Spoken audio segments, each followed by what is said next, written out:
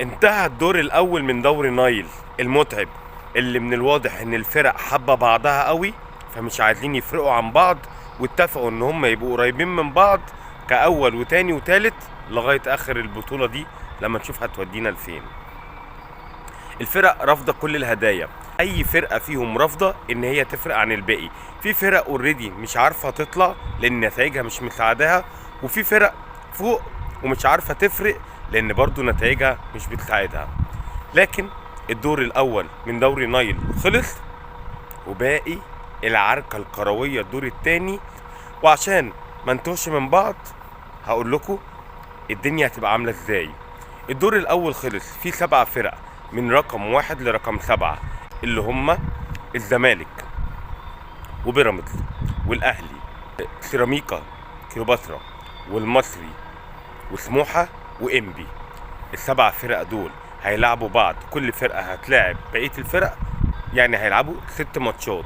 ال6 ماتشات دول هيبقوا زي ماتشات الكاس، علشان في الاخر يطلع لنا ترتيب من 1 ل7 نعرف بيه مين هو بطل الدوري، وفي نفس الوقت نعرف ال4 فرق اللي هتشارك في البطولات الافريقيه، اول وتاني بطوله افريقيا ابطال الدوري، وتالت ورابع الكونفدراليه. اما بقى النص التاني اللي هو من المركز الثامن للمركز ال21، فدول هيلعبوا مع بعض علشان ينزل منهم 4 فرق لدوري المحترفين والباقي يكمل.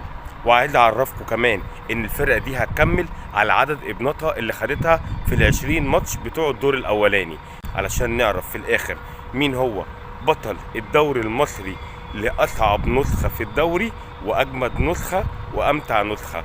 وعشان نعرف كمان ال4 فرق اللي هيهبطوا، وتعمل القرعه بتاعه الدور الثاني من الدوري المصري، وتعرف الماتشات بتاعته مين هم ال7 جولات هيتلعبوا ازاي.